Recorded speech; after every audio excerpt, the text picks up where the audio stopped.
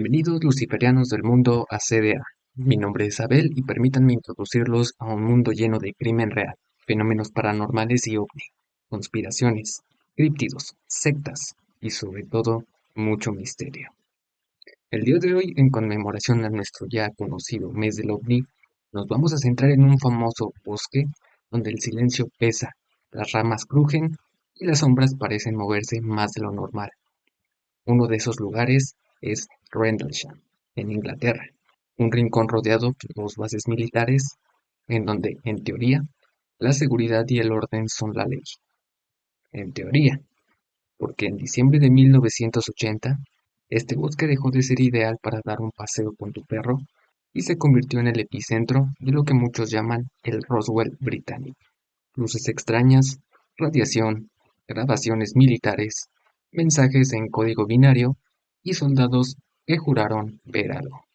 Así que prepara tu linterna, ponte tus audífonos y acompáñame a conocer la historia del incidente del bosque Rendlesham. Recuerden que si quieren conocer todos los detalles, por supuesto, quédense hasta el final.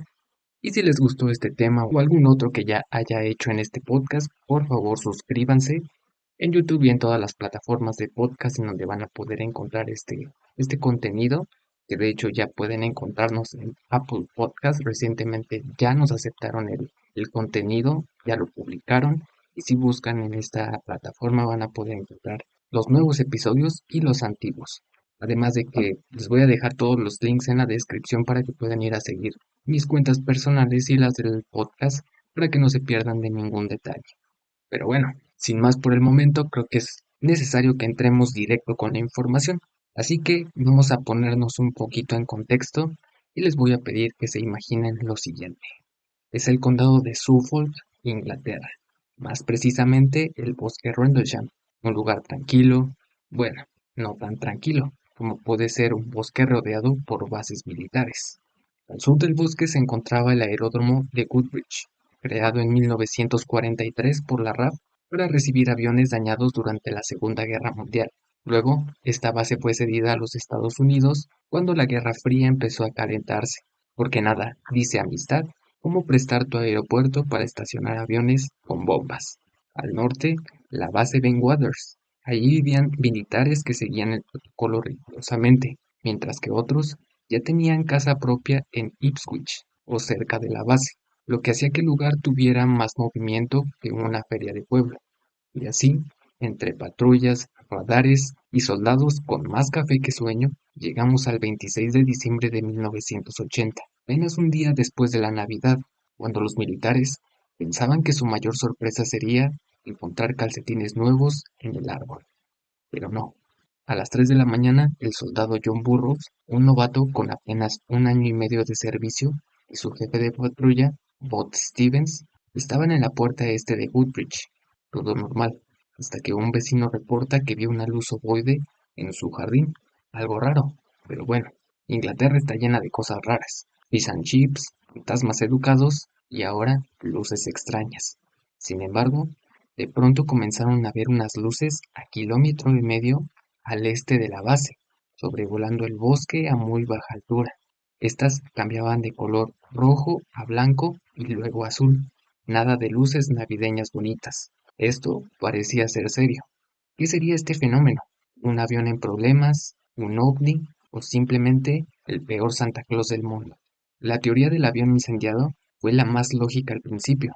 Después de todo, si algo caía del cielo, el lugar más cercano para un aterrizaje forzoso era la propia base, así que se lanzaron por las veredas del bosque, sintiendo cómo cada paso los acercaba a algo que probablemente no estaba en el manual militar. De vuelta en la base, el sargento J.D. Chatler recibió el reporte y llamó a refuerzos, que era Jim Peniston y Ed Cavazza, que pertenecían al escuadrón de seguridad. Antes de moverse, Chatler verificó con la base aérea de Ben Waters si algún avión había despegado, pero nada. Los radares estaban en calma, al menos hasta que una base ubicada en Londres reportó que su radar había detectado un eco desconocido proveniente de la costa y que casualmente desapareció justo sobre el bosque de Rendlesham. Para este momento, Peniston y Cavansang ya habían llegado a la puerta y junto con Burroughs partieron en un vehículo al bosque. mientras Steven se quedaba en la puerta este para reportar directamente a los superiores. Tan pronto llegaron a la zona, tuvieron que internarse a pie en el bosque, porque por supuesto el jeep no podía pasar, y dejaron a Cavanzag en el vehículo como contacto por radio, pero no fue buena idea, pues había interferencias extrañas en la señal y eso no daba muy buena espina. Tras varios minutos de avanzar entre los árboles, los dos llegaron a un claro. Ahí flotando, a medio metro del suelo, había una esfera de luz gigante que lanzaba destellos rojos, naranjas, verdes y azules, como una bola de disco con intenciones siniestras.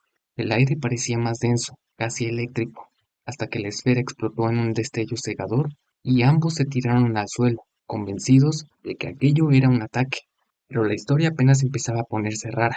Donde antes estaba la esfera, ahora había un objeto triangular de unos 3 metros de largo por otros 3 de alto. Peniston notó que Burroughs estaba inmóvil, como si lo hubieran congelado, así que decidió acercarse solo al objeto. En cuanto estuvo frente a él, se liberó de esa sensación eléctrica y pudo notar que aquel objeto tenía una superficie oscura, con símbolos extraños grabados que parecían tallados en un vidrio, pero con una textura áspera. Peniston era experto en reconocimiento de aeronaves y sabía que aquello no era de fabricación humana. Cuando tocó los símbolos, el objeto respondió con otro destello y empezó a transformarse de nuevo en una esfera. Luego ascendió lentamente y comenzó a avanzar, quebrando varias ramas de los árboles hasta que pudo salir disparado al cielo. Burroughs, al reaccionar, afirmó que para él todo había durado apenas unos segundos, aunque para Pennington habían pasado ya varios minutos, razón por la que decidieron investigar otra vez el sitio donde estaba aquel objeto, y encontraron 3 marcas en el suelo helado que encajaban perfectamente con la forma triangular de este objeto, lo que oficialmente llamaríamos como huellas OVNI.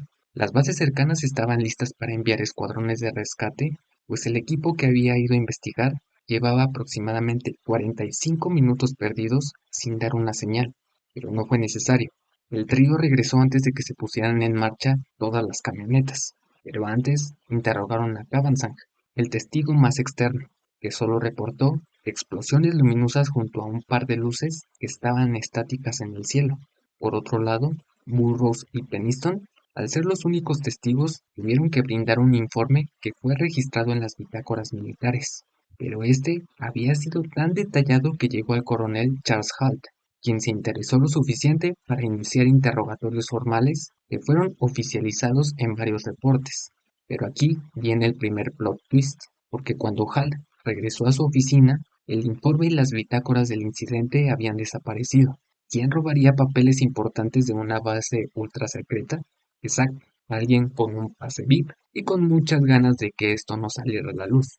Peniston, sospechando un encubrimiento, volvió al lugar con una cámara y eso para poder crear unos moldes y tomar ciertas fotos de las huellas que había dejado este objeto. En cuanto estuvieron listos, regresaron a la base, pero estando en camino se encontró con los que serían los nuevos investigadores oficiales del fenómeno, y a los que les tuvo que mentir diciendo que solo quería refrescar la memoria volviendo al lugar, y al parecer esto les pareció muy convincente, pues solo le dijeron que en la base lo estaban esperando para poder realizarle un interrogatorio.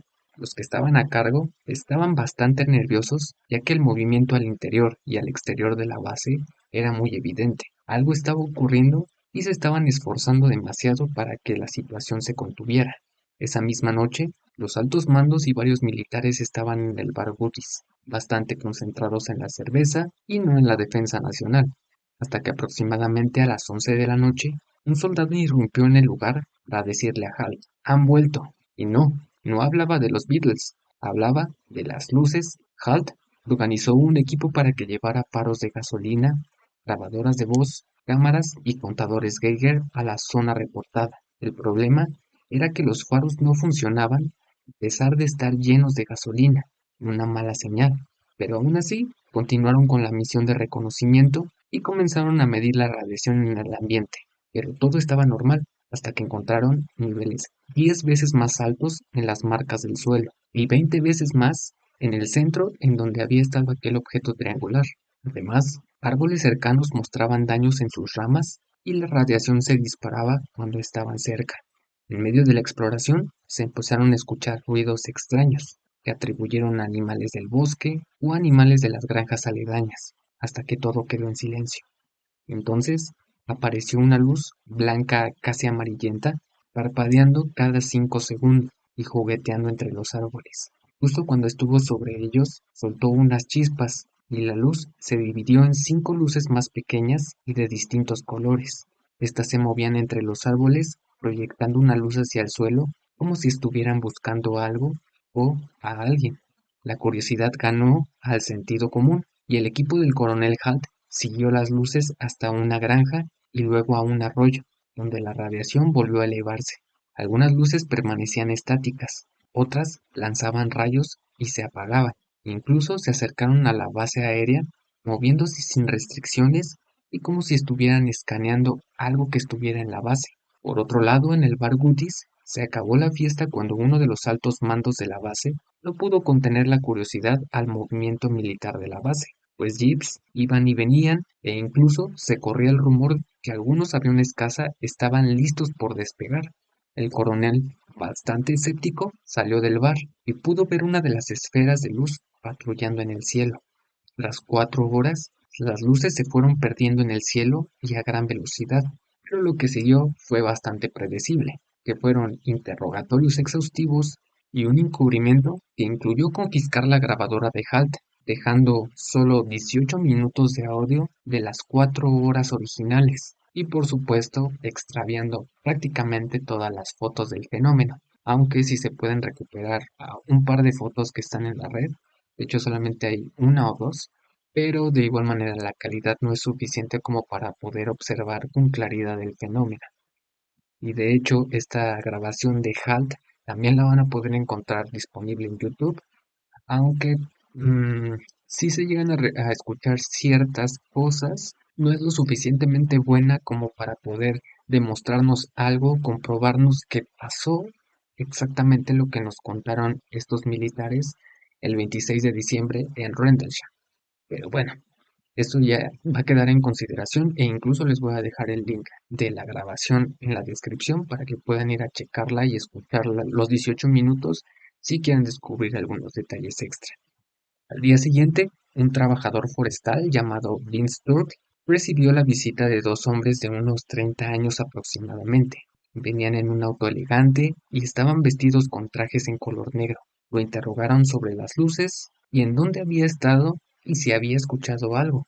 Pero como no sabía nada, antes de que se marchara, Vince se atrevió a preguntar qué era lo que estaba ocurriendo, pero solo se limitaron a mencionarle que habían tenido un reporte de unas luces extrañas en la zona, pero posiblemente no se trataba de nada. Incluso dice que después de esto los hombres se fueron rápidamente de su casa sin decir nada más, sin despedirse, y se quedó con la espina de que posiblemente se trataran de periodistas.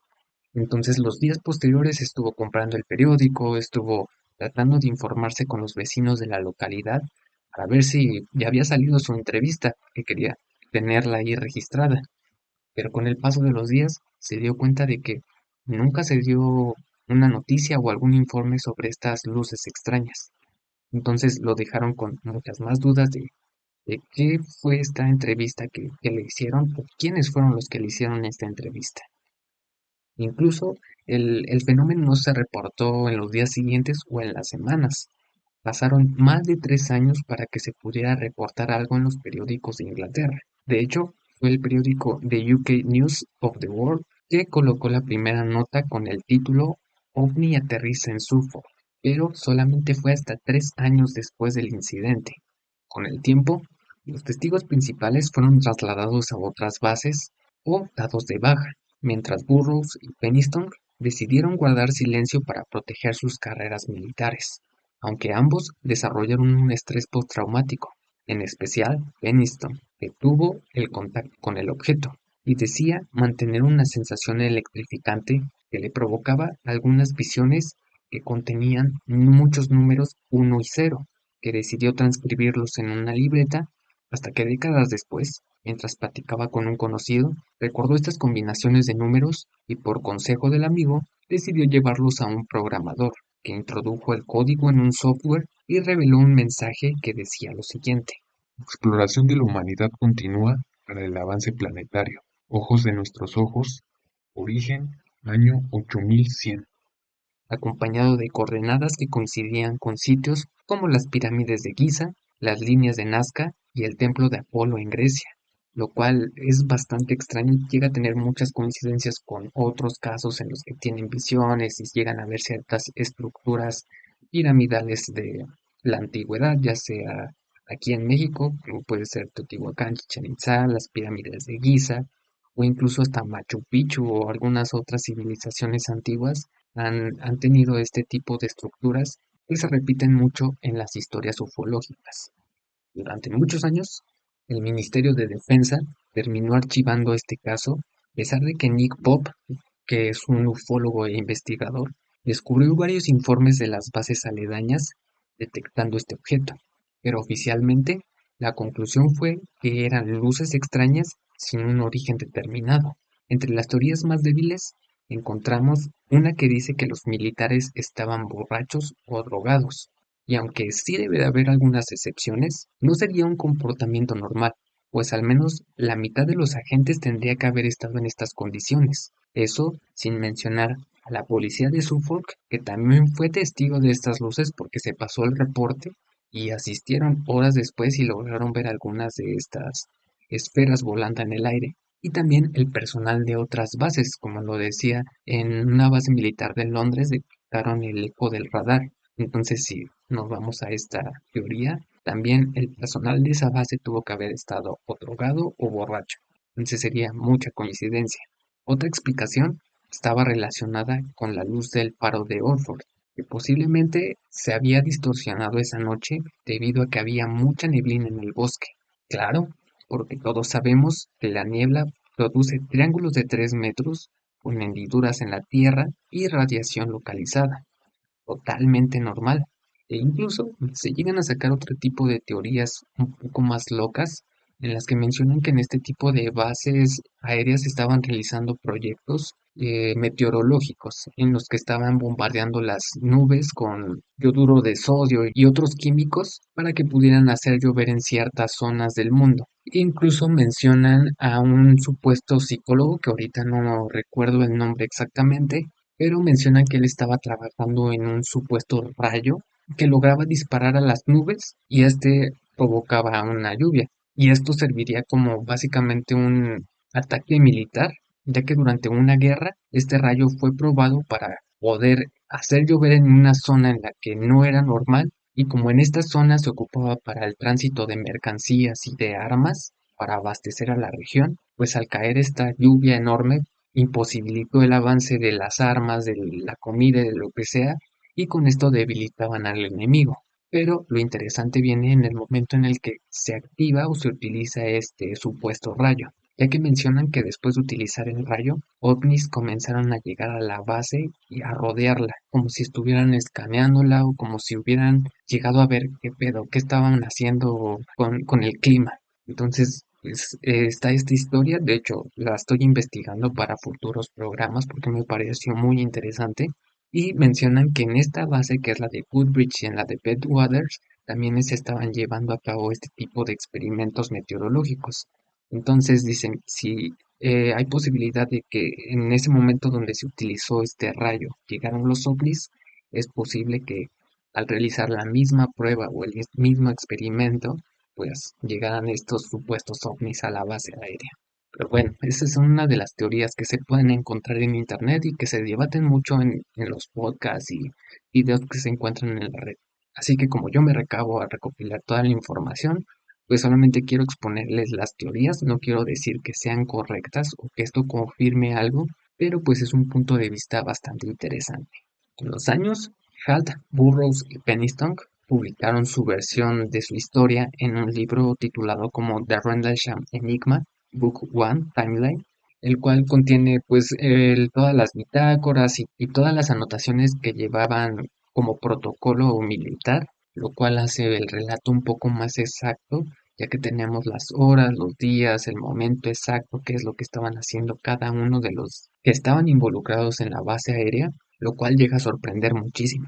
Pero lo cierto es que el ahora conocido el Roswell británico sigue sin una explicación oficial, y aunque las versiones estén cambiando, hay algo que permanece, pues en esa noche en el bosque de Rendlesham algo raro pasó. Por otro lado, aunque el fenómeno ocurrió hace algunas décadas, es importante mencionar que los sucesos extraños no se han detenido, ya que varios visitantes han reportado que sus vehículos se detienen sin ninguna explicación o la radio deja de funcionar.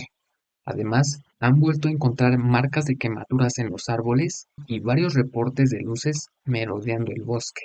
Sin embargo, para este momento las bases gemelas pasaron a propiedad de algunas empresas, que decidieron restaurar los complejos, y cuando llegó la hora de establecer la conexión a Internet, llegó el técnico totalmente normal y se dio cuenta que en aquellas bases se encontraban unas redes de cableado subterráneas que podrían brindar una conexión de Internet más potente que la que la empresa podría brindarles, a pesar de que el cablado permanecía intacto desde la década de los ochentas, lo que nos hace pensar que pues sí se tenía un poco más de avance tecnológico en este tipo de bases, o nos hace también imaginar qué es lo que posiblemente tengan escondido en estas bases y que no ha salido a la luz todavía, porque sabemos y es totalmente normal, y eso sí es confirmado, que los mayores avances tecnológicos siempre se dan en el sector militar.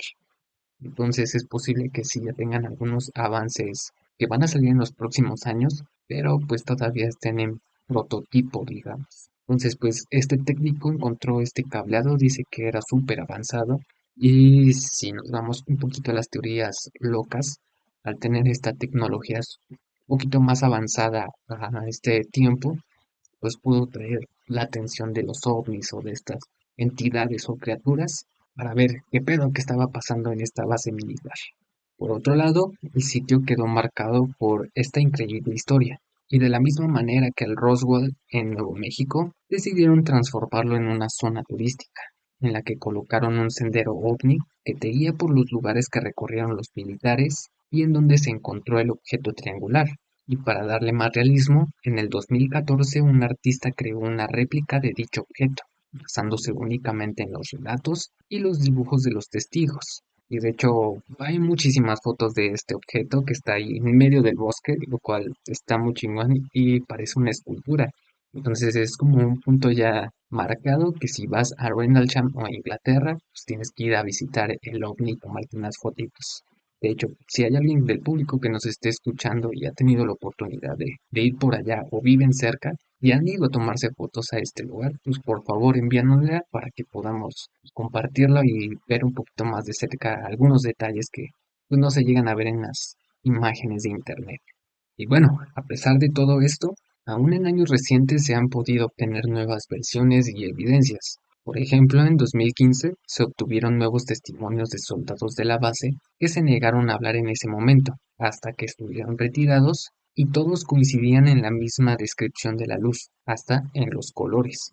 Pero la que podría ser la evidencia más perturbadora, o mejor dicho, la más extraña, es la del crecimiento de los árboles en el bosque, ya que después del incidente, la Comisión Forestal tomó el control del bosque y decidieron talar los árboles dañados, y comenzaron un proceso de reforestación. Y aunque este dio muy buenos frutos en diferentes zonas del bosque, es increíble ver que los árboles se niegan a crecer en las zonas en donde supuestamente estuvieron los objetos, como si la radiación hubiera quemado lo suficiente para que ya nada pudiera crecer en ese lugar. Y bueno, así mis queridos luciferianos, quedó escrito uno de los capítulos más extraños del folclore ovni británico, un misterio que involucra soldados entrenados, radares militares, grabaciones y un mensaje que, si es real, implica que alguien o algo nos visita desde un futuro tan lejano que todavía no hemos inventado el calendario para poder medirlo. ¿Fue un contacto del año 8100, un ensayo secreto que salió mal, o simplemente el bosque de Rendlesham tratando de arruinar las vacaciones navideñas de medio escuadrón militar? Quizás nunca lo sepamos. Lo único seguro es que la próxima vez que veas una luz extraña en el cielo, piensa dos veces antes de seguirla al bosque, sobre todo si es de madrugada y después de Navidad. Si te gustó este episodio de Caballeros del Albedrío, házmelo saber y asegúrense de estar inscritos a este canal y a todas nuestras plataformas de podcast para mantenerse al tanto de nuevas historias. Y por supuesto, síganme en mis redes sociales del programa y en mis personales que las van a estar encontrando en la descripción del video y de todas las plataformas. Gracias por acompañarme en esta historia y recuerda mantener los ojos en el cielo y los pies alejados de los bosques. Hasta entonces, nos escuchamos en el próximo episodio de Caballeros de la Aldeia. Hasta la próxima.